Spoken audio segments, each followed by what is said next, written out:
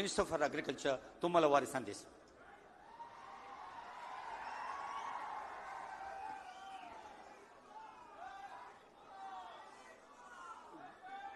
గౌరవనీయులు నియోజకవర్గ శాసనసభ్యులు నా మిత్రులు నవీన్ యాదవ్ గారు,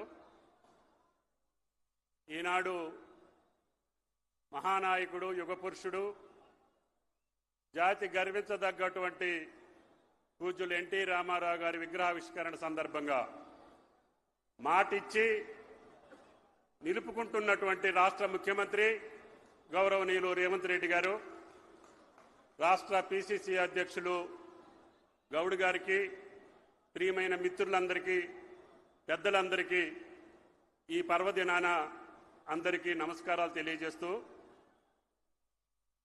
తెలంగాణ రాష్ట్రం ఏర్పడ్డ తర్వాత మొట్టమొదటిసారిగా రాష్ట్ర ముఖ్యమంత్రి ప్రభుత్వ పక్షాన ఆ మహానాయకుడి విగ్రహ ఆవిష్కరణ నవీన్ యాదవ్ గారి, ఆ నియోజకవర్గ ప్రజల యొక్క డిమాండ్. ఆనాడు ఎన్టీ రామారావు గారి విగ్రహం మాకు కావాలి అని ఈ ప్రాంత ప్రజలు అడిగినప్పుడు రాష్ట్ర ముఖ్యమంత్రి బహిరంగంగా నేనే వచ్చి ప్రారంభోత్సవం చేస్తాను అని చెప్పి ఆ జయంతి రోజునే మళ్ళీ మాట నిలుపుకుంటున్నటువంటి ముఖ్యమంత్రి గారికి ధన్యవాదాలు తెలియజేస్తా. ఆ మహానాయకుడిని గురించి మనం ఎవరిలో చెప్పాల్సిన అవసరం లేదు. ప్రతి తెలుగువాడి గుండెల్లో చిరస్థాయిగా నిలబడగలిగినటువంటి వ్యక్తి, నిలబడ్డటువంటి వ్యక్తి. ఆయన ఏ రంగంలో ఉన్నా తెలుగు ప్రజలు అగ్రభాగాన నిలిపి ఆనాడు నటుడిగా, తర్వాత రాజకీయ నాయకుడిగా, భారతదేశంలోనే ఒక మహానాయకుడిగా నిలిపి ఈనాడు అన్ని రాజకీయ పార్టీలకి మార్గదర్శకంగా ఒక సంక్షేమ రాజ్యాన్ని సృష్టించినటువంటి మహానాయకుడు ఎన్టీ రామారావు గారు.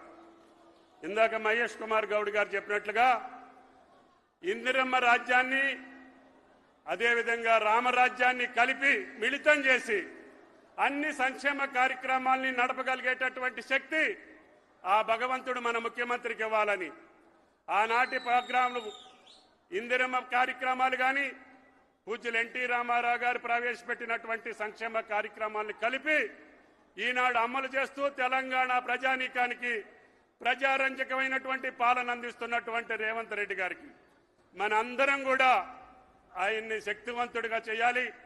ఆయనకి బలోపేతం చేసి ఆయన చేసే కార్యక్రమాలని పేద ప్రజలకి, బడుగు వర్గాలకి, బలహీన వర్గాలకి, రైతాంగానికి అందించి ఆ మహా వ్యక్తుల యొక్క స్ఫూర్తిని నింపుతున్నటువంటి రేవంత్ రెడ్డి గారికి మన అందరం కూడా చేదోడు వాదోడుగా ఉండాలని చెప్పి విజ్ఞప్తి చేస్తూ, ఆ మహానాయకుడిది ఒకటి, ఆయన మామూలు సామాన్య కుటుంబంలో పుట్టి, నాకు తెలిసి కథలు చెప్పేవాళ్ళు పాలు కూడా అమ్మి గుంటూరు కాలేజీకి వెళ్ళి చదువుకోవాల్సిన పరిస్థితుల్లో అటువంటి మామూలు మనిషి ఆయన క్రమశిక్షణ ద్వారా, ఆయన నిబద్ధత ద్వారా, ఆయన నిజాయితీ ద్వారా, ఆయన పట్టుదల ద్వారా ఈనాడు ప్రపంచ ఖ్యాతి కలిగినటువంటి వ్యక్తిగా నిలబడ్డాడు అంటే మనందరం కూడా ఆయన జీవితం ఒక స్ఫూర్తిగా ఉండాలి.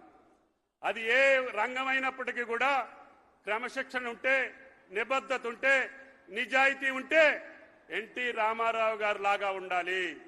దానివల్లనే మనం ఎవరైనా సరే అగ్రస్థానానికి వెళ్ళేదానికి అవకాశాలు ఉంటాయి.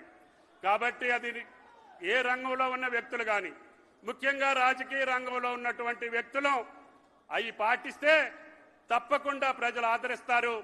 ఎన్ని తరాలకైనా సరే గుర్తుపెట్టుకుంటారు. ఎన్ని రోజులు పరిపాలించామనేది కాదు, ఏ రకంగా పరిపాలించాం, ఏ రకంగా ప్రజలను రంజింపజేశాం, వాళ్ళని సుఖ సంతోషాలతో ఆనందంగా ఉంచగలిగాం.